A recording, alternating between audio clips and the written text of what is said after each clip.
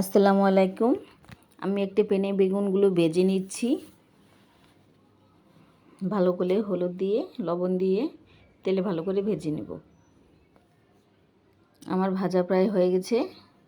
এখন আমি এগুলো তুলে নেব এবং ওই প্যানের মধ্যে পেঁয়াজ ভেজে নেব এবং রসুন বাটা দিয়ে দেব।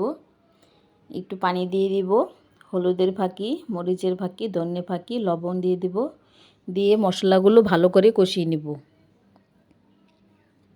মশলাগুলো কষানো হয়ে গেলে এখানে আমি ভাজা বেগুনগুলো দিয়ে দেব এবং এগুলো নেড়ে চেড়ে মশলার সাথে মিশিয়ে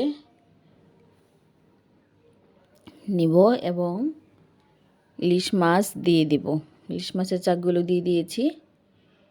এখন এগুলো একটু নেড়ে চেড়ে কষিয়ে তারপর আমি ঝোলের পানি দিয়ে দিলাম।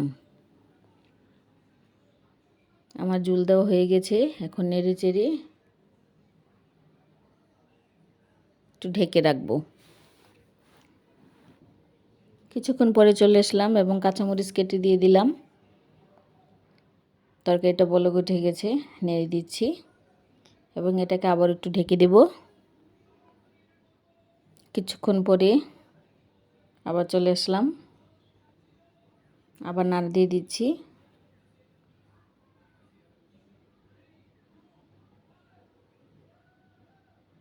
আবার একটু ঢেকে দেব, আর একটু হবে। কিছুক্ষণ পরে আবার চলে আসলাম, তরকারিটাকে আবার একটু নেড়ে দিব।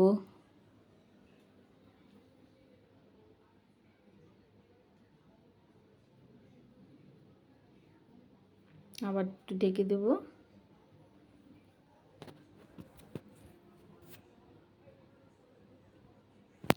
একটু নেড়ে দিচ্ছি তরকারিটা।